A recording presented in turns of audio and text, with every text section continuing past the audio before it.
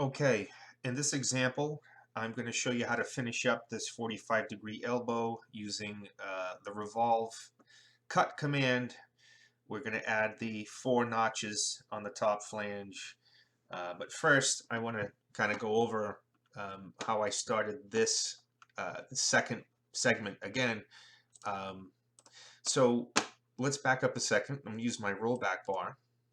And that's what I decided to start with, was this 45-degree elbow that had a radius of 4.88. And we knew we could control its angle very easily, and then moved forward with the base, which was just a square, and then the top flange, which was a circle. So let's put this in perspective. What we've done so far, we've drawn a circle, a line, a square, and a circle. That's it. Basic geometric shapes. But where we add them, what we do with them creates sometimes some complex geometry.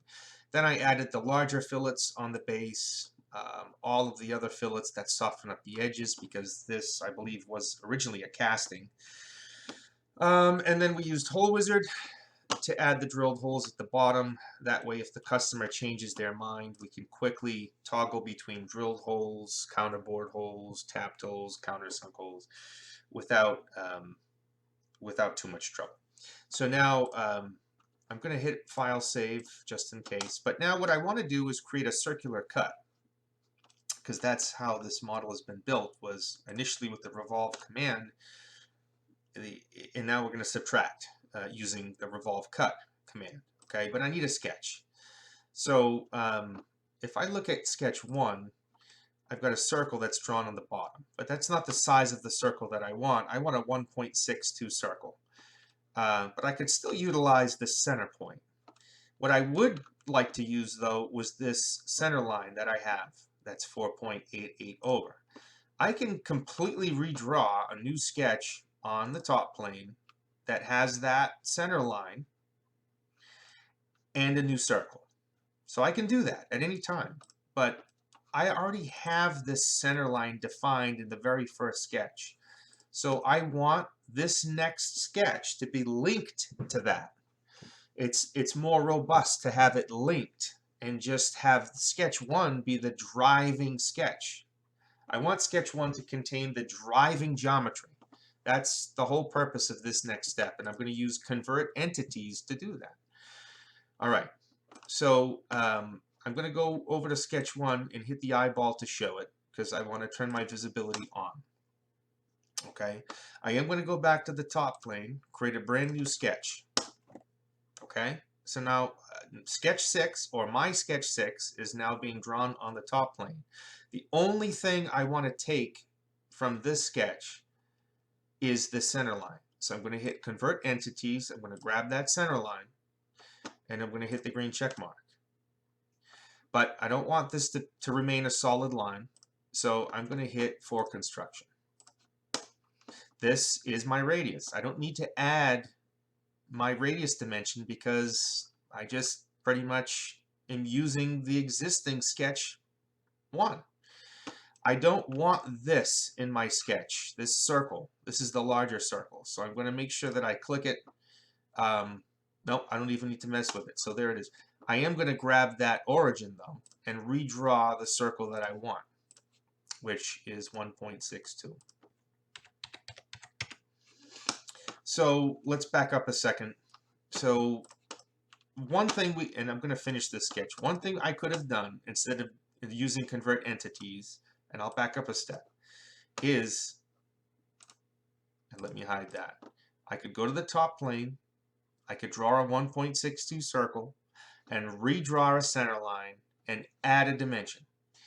The reason why I didn't do that is because now I have then I would have had two 4.88 radius dimensions to control. Doing it with convert entities this way, utilizing sketch 1 and using convert entities to grab this, means I only have one radius to change. So if the customer changes this, I don't know, from 4.88 to 12, it just moved 12 inches away, and the rest of the geometry just falls into place. You know, it's nice. It's a stable model.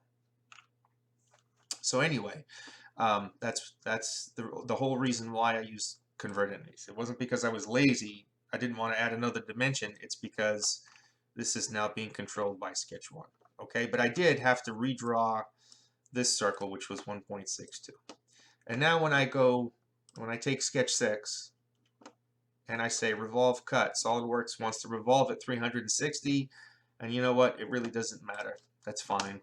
If I do set it to 360, now I have the capability of coming in here and changing maybe my angle to 270. And if I hit the rebuild button, look, I have a flange that's being controlled by one dimension. I can change that angle, and this flange is going to change size without failing. And I should be able to change my radius and manipulate it. I should be able to change the base flange size at any time. So you just got a ton of functionality now. So let's set that back to 45. Okay.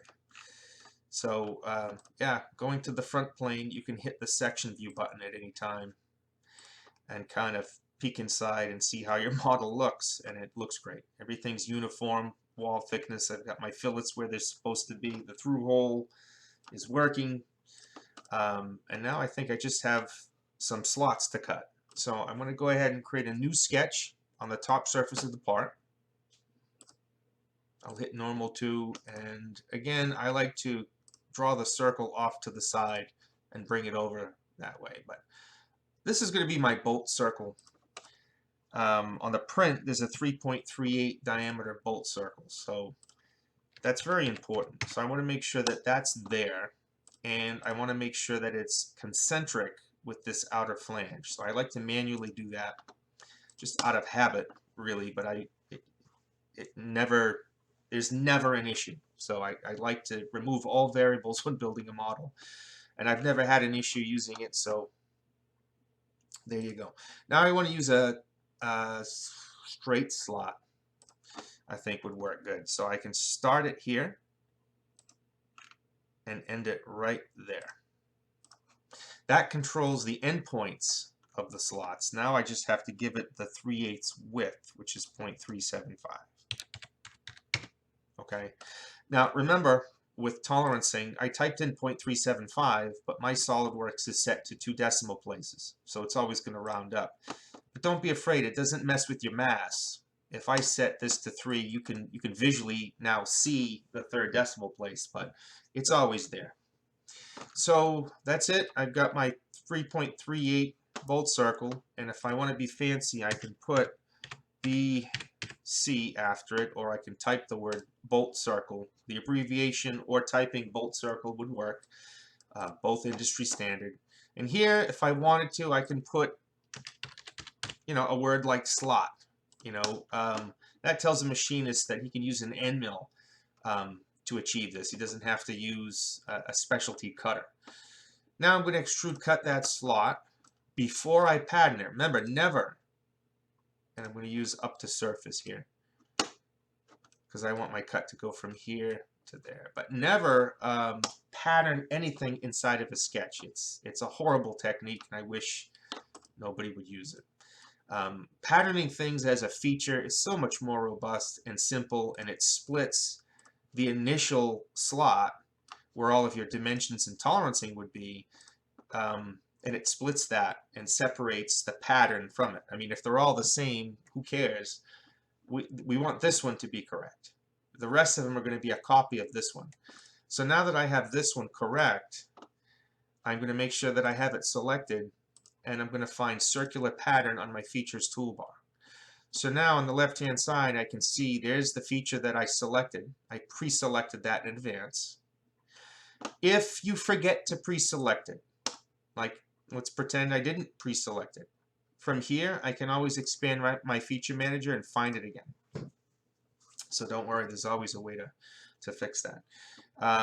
Over here I want 4 instances, not 6. I want them equal spaced, about 360. And under direction 1, it's looking for a pattern axis. All I have to do is select the outer circular edge. Okay, the inner circular edge would have worked, the back one, any circular edge in this orientation or in this direction would have worked. But that's it. So we're good. So that's that. If I want to control where this first slot started, I'd have to go back to sketch 7 to adjust it. If I want the number of slots changed, I have to go back to my pattern and do it from there. So again, lots of functionality with these types of patterns. They're easy to add, easy to change. And I think that's it for this model. So lots of different ways to model this. I think the revolved command, to be honest with you, is probably the easiest, just because of where you start from. You know, you start with a circle and a line, and then it just progressively builds from there. You know, in small chunks. They're simple to keep track of, and well, anyway, that's the end of the second segment and the finish to the 45-degree elbow modeled in SolidWorks.